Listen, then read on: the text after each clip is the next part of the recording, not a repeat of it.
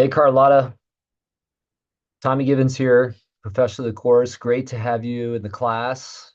And I thought I'd send you a reply video here in week one just to commend you first on some really good work in both of your responses in the discussion forums for the week.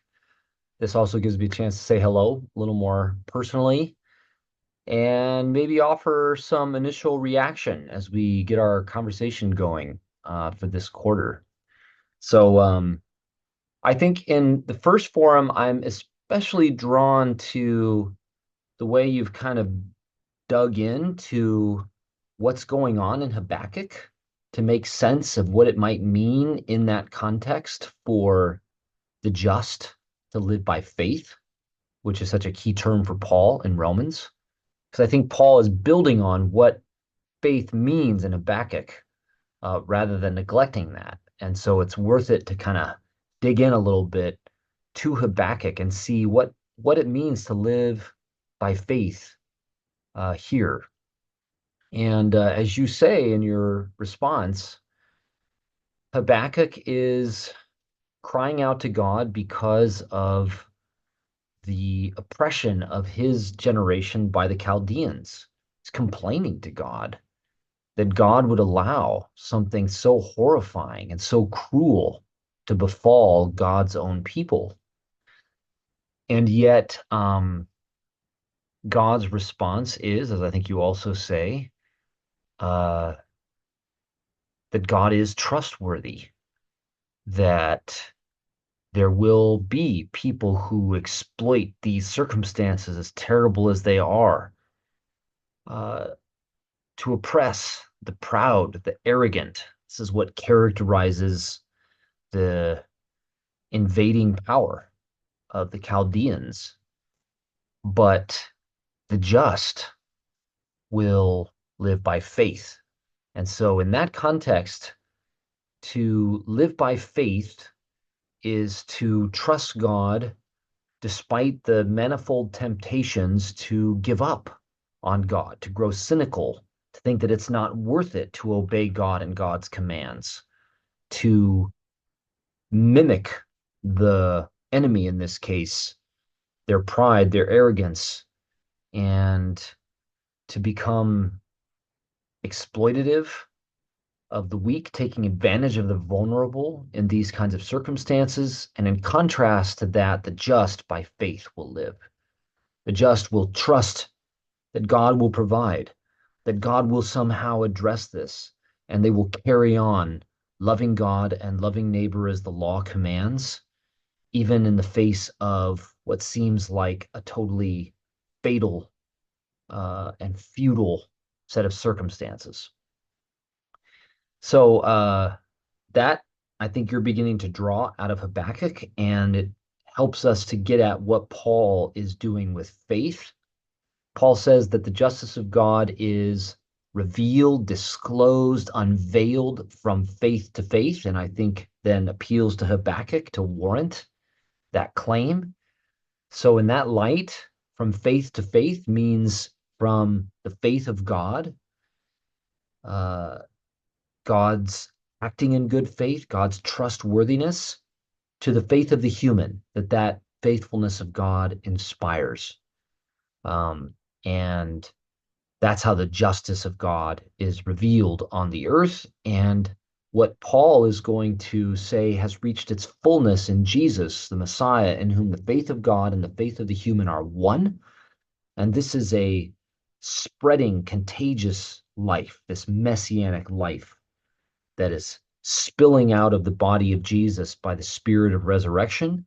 And it has touched and embraced these non-Jewish people that Paul is writing to in Rome, who are learning the obedience of faith through this life of the just one, we might say, the fullness of faith that they have inherited now, the life of Jesus. And this is going to express itself as the letter unfolds in how the audience treat one another, especially as they gather around the table with competing commitments and moral intuitions and ritual practices and cultural backgrounds, and somehow the faith of God is going to inspire the faith of the human in the way they're generous with one another as God has been with them, loving one another as God has loved them. It's going to manifest in other ways as well in the rest of the letter, in the way they respond to enemies within the people of God who are unfaithful and opposing the audience. And yet, Paul says God has not disowned them. And so the audience can't disown them either. It's going to express itself in their living as a body, recognizing the different contributions that people bring to the table, to their common life, as opposed to posing as judges of one another and ruling over each other. That's the immediate sense in which faith is going to be meaningful in the next stage of the letter, where Paul is going to say, we are without basis for judging one another. We have all been exposed as unrighteous, unjust in terms of the history of our communities. So none of us has the moral high ground to rule over the other. Instead, God has insisted that we look to God to be our judge. And it turns out that God's judgment is merciful, even in becoming the judged, Jesus, for our sake. So that's kind of how this faith of Habakkuk is going to play out in Romans. And I think you've laid some good groundwork here to be able to track with that in the first forum. And then in the second forum, I think I just first of all want to commiserate with you about the concern of Paul's letter with the salvation of a community, as opposed to this kind of fiction that we've inherited where a person could be saved apart from other people. The whole point of salvation is our relationships with one another.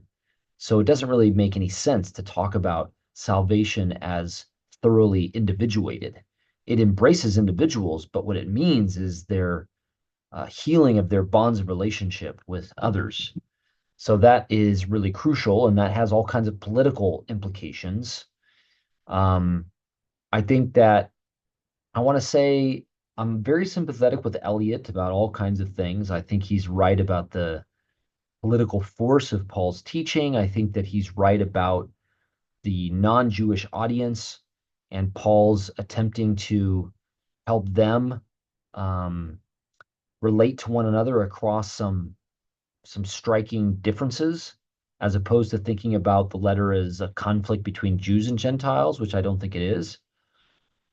But I don't think myself that Paul is concerned with civil order and that this is somehow in tension with the gospel's call to be allegiant to Jesus in defiance of the emperor. Um, Eliot kind of pivots to this as if what Paul were teaching, like in Romans 13, when he talks about subjection to the governing authorities, that we would do that supposedly just to like maintain order. I don't think that's actually what's going on there if we read it closely. I think what is going on, and I think you hint at this, is that we are called to trust that God is at work, even in and through an unjust, corrupt, and cruel government. This is what Habakkuk was learning. This doesn't mean that we're supposed to join that government or that that government is justified in what it's doing. It's just a reminder that it's not sort of up to us to try to bring down a corrupt government by ourselves, but that we can trust that God is at work through it and that our resistance is something that God will use in God's own way, in ways that we can't engineer, to bring to an end unjust government or rule in the world. So rather than a concern with order, civil order, it seems to me there, if we read Romans 13 carefully, the concern is with the conscience of the people Paul is addressing, not to become hateful and corrupted in the same way these oppressive authorities are, and also leaving room for God's wrath. God will bring down these unjust authorities in God's time.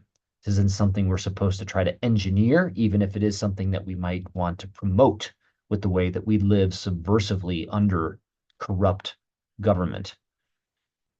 Anyway, that's kind of my take on what Elliott is wrestling with.